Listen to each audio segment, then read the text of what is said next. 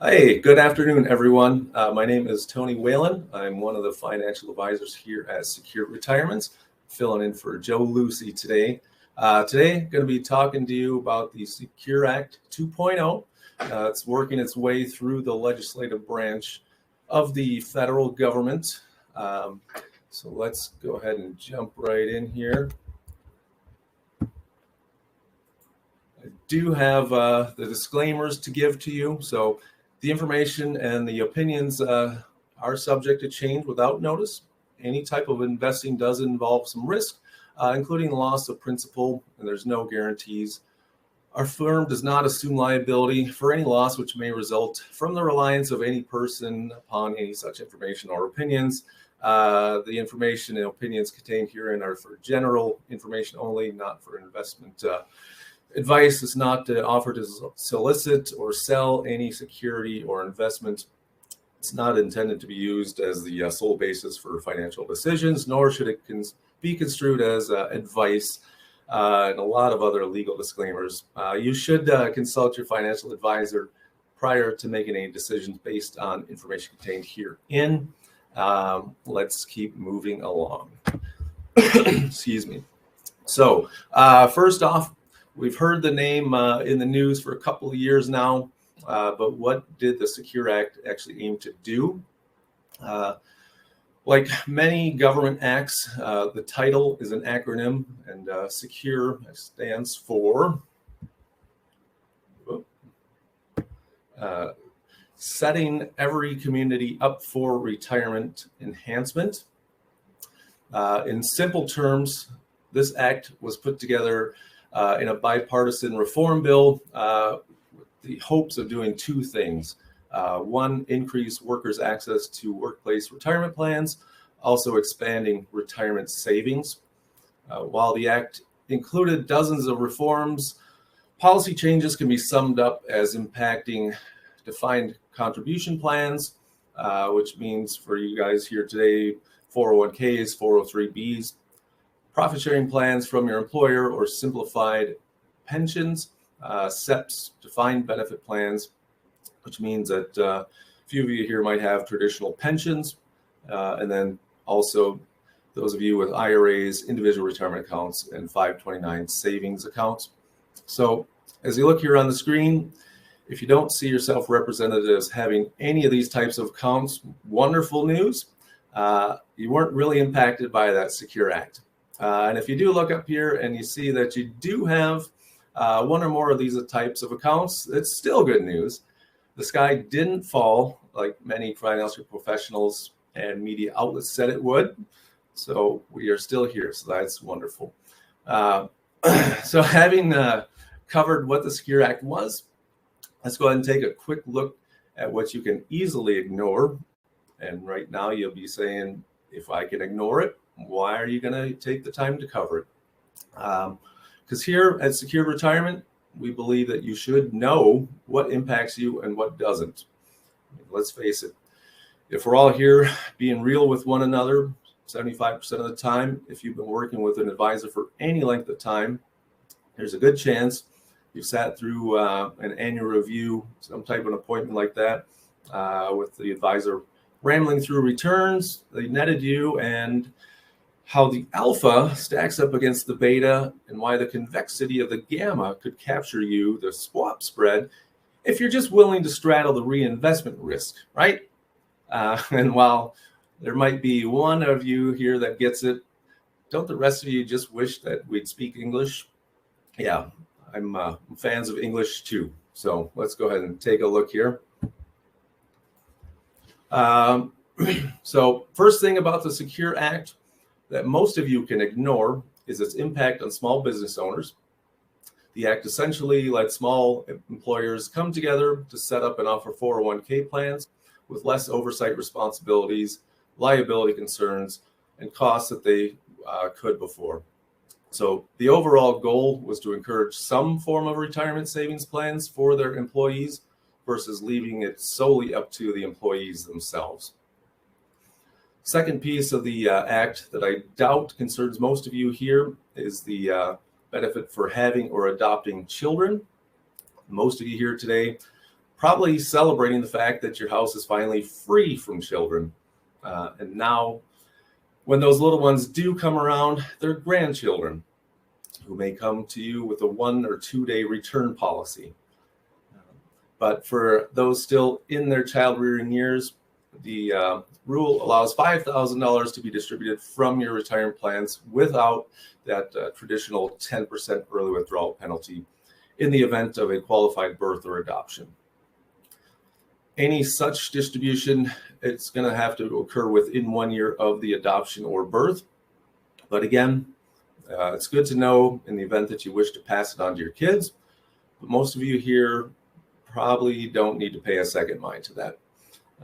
And then lastly, the third aspect of the Secure Act that isn't earth-shattering is the mandate that defined contribution plans, again, think 401ks, 403bs, now have to send you what's called a lifetime income disclosure at least once per year.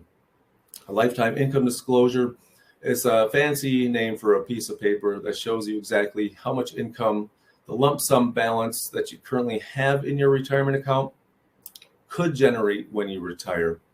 In essence, it's just kind of a foreshadowing based on what you currently have saved up, and now companies are required to tell you that would translate it, what that would translate to in income. Again, it's nice to know, but if you're working with a quality advisor who specializes in retirement income planning, they should be mapping all this out for you already. All right, so first piece of the act that impacted everyone here is the removal of age caps on contributing to IRAs. For many years, if you were over age 70 and a half and still working, you could contribute to a Roth IRA, but not a traditional IRA. The Secure Act did away with that limitation and wiped clear this age limitation for traditional IRA contributions. In other words, there's no longer a cap on these contributions. What does that mean for you? Well, for those of you here 71 and up who are still working, maybe even with just part-time jobs for hobby's sake, you're able to invest those wages into an IRA when you previously couldn't. Better yet, for some of you, you may be able to take advantage of a little backdoor strategy, a loophole, if you will, in this whole new thing, because you might be able to set up an IRA while still working, convert it to a Roth IRA within the next year, and then continue to enjoy the benefits that Roth for as long as you'd like. Therefore, the removal of the age 70 and a half cap on traditional IRAs actually allows you to start a traditional IRA, convert it to a Roth, and then continue to grow assets in that account absolutely tax-free. And if and when you do access those funds later, those distributions remain 100% tax-free. However, and this is important, you do have to budget for the conversion process. Taking those pre-tax dollars from one account to after-tax dollars into a new account does mean that you will have to pay those taxes when moving your money over. We can help you with the plan and budgeting for that conversion process. So is that a strategy for everyone? Absolutely not. But for those of you it is appropriate for, this could be a great way to both grow and distribute money to yourselves and to your beneficiaries. Great. Let's keep moving. Let's see what else we need to know. All right. So the second aspect of the Secure Act that will affect you here eventually is a change to rules surrounding required minimum distributions. Now, some of you already experienced these little treats from the Iras, and some of you haven't had that joy yet. But required minimum distributions, or RMDs as they're known, they're simply Uncle Sam's way of ensuring he knows when he can be counting on tax revenue from the American people. You and I have money sitting in tax-deferred accounts, IRAs, 401ks, for example, and that money can continue growing tax-deferred for quite some time. Until 2020, those that own these qualified accounts, meaning they qualified for a tax break earlier on, they had to start withdrawing a certain percentage from their retirement accounts and paying taxes on it before April 1st, following the year in which they reached age 70 and a half. They're called required minimum distributions for a reason. It's because they are required to be taken by the IRS whether you actually need the money or not. And the penalty for not taking those out is pretty steep. It's 50% charge on every dollar not withdrawn. However, the Secure Act changed RMD rules, and it pushed the start date for taking them out to age 72 instead of 70 and a half. Reasoning behind that, there's life expectancies continue to climb, and with retirees living longer, they should be allowed to defer taxes longer too. So what does that really mean? It means that you have to take your first RMD by at least April 1st on the year after you reach 72.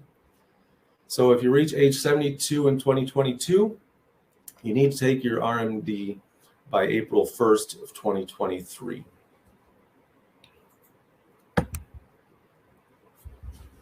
All right, so on March 29th, 2022, House of Representatives overwhelmingly in a bipartisan nature, which is not something you hear very often anymore, but bipartisan nature, they passed the Securing a Strong Retirement Act by a vote of 414 to 5.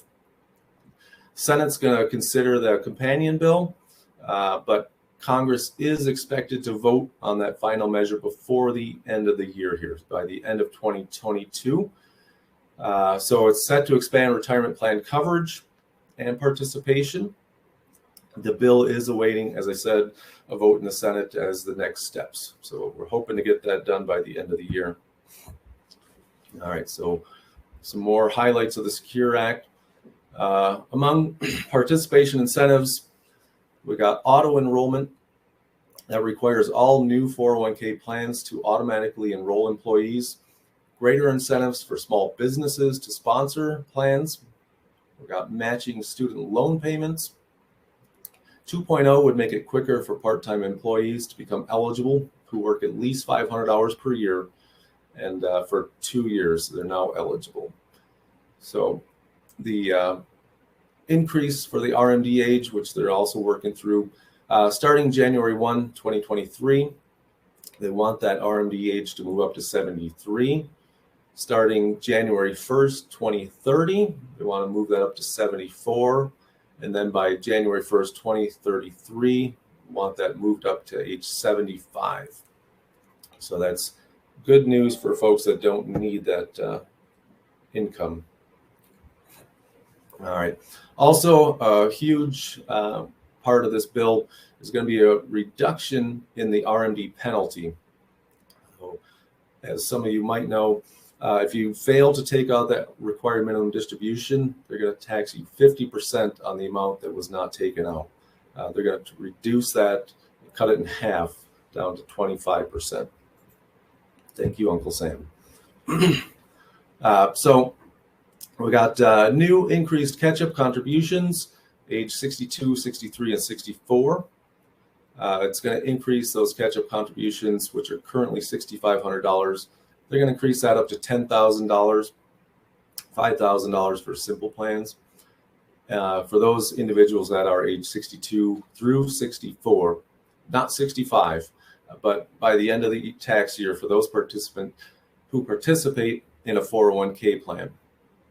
The legislation retains the existing age 50 catch-up contribution limit.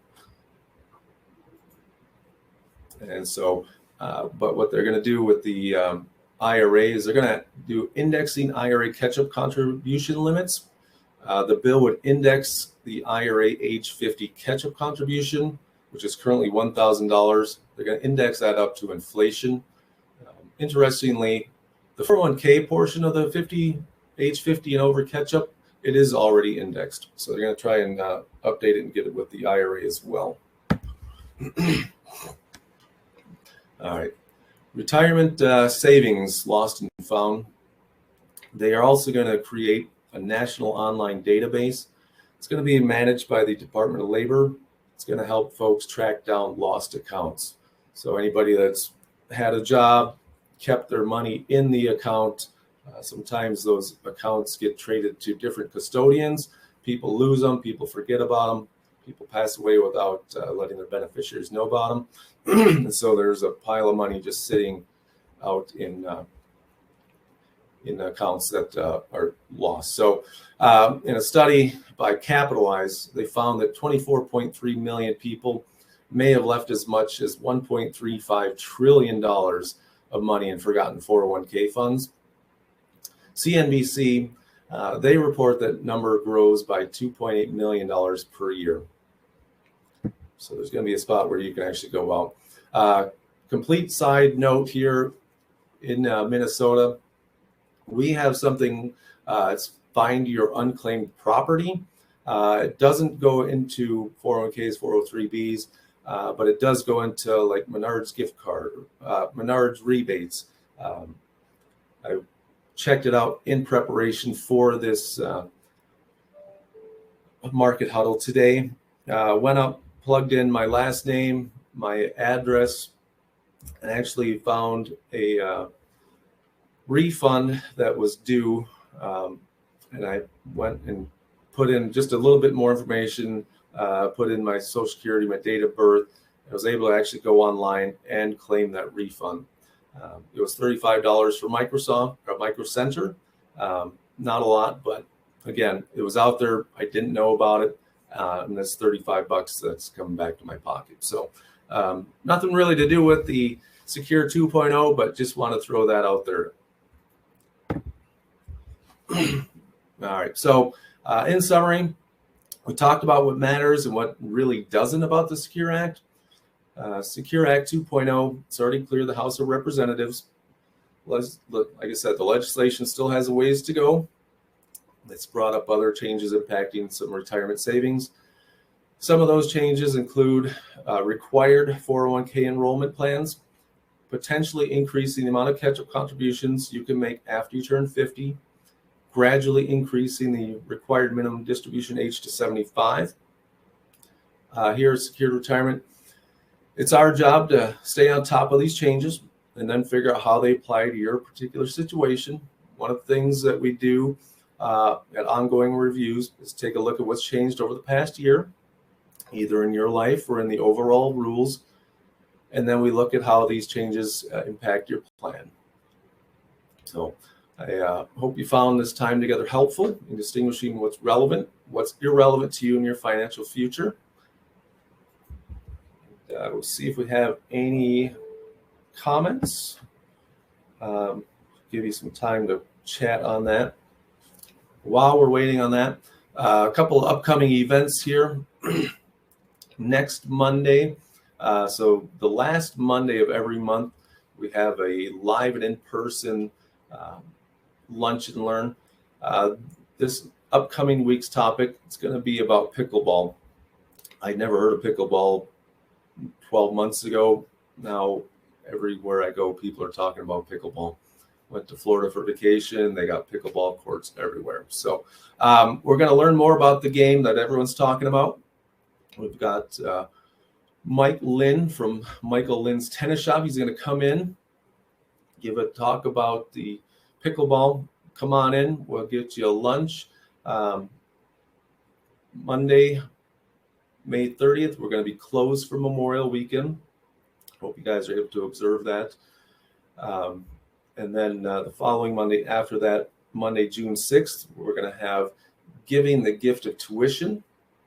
Not all gifts are taxable for federal gift tax purposes. So we're going to learn about the different types that are excluded from gift tax, including we're talking about the annual exclusion gifts, talk about some educational payments and medical payments. And then lastly, we just want to give a shout out on June 13th, we're going to have the biannual beneficiary check. When's the last time that you updated your beneficiary designations? I know for a lot of folks that are working, they set them up when they get started and then probably promptly forget about them like myself. So I know that's something that I'm going to have to take a look at as well. So twice a year, you're going to want to make sure that you check on the beneficiaries and make sure that those are in order. So the financial consequence of not having them, or if they're inaccurate, they can be quite a costly mistake. All right, did we have any chat? Let me take a look.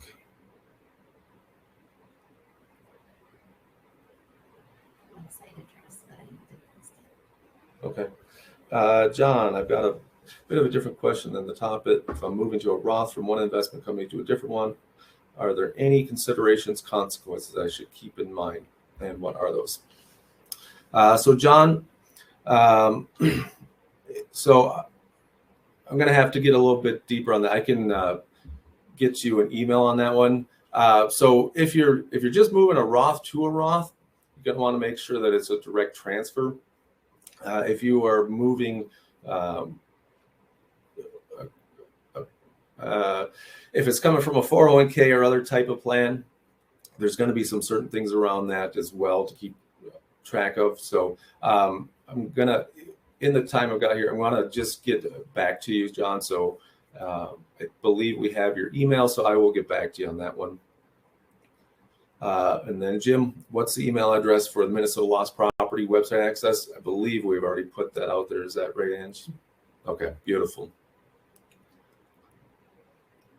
And then if there's nothing else coming in, you guys want to set up a time to get together, talk about your beneficiaries, talk about Secured 2.0, have that annual review. We are always here for you. We can reserve the tax smart retirement analysis.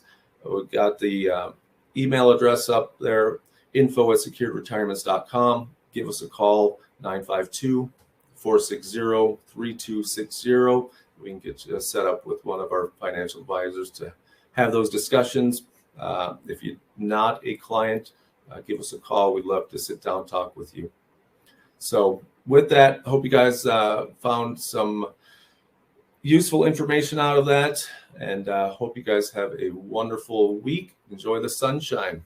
Take care.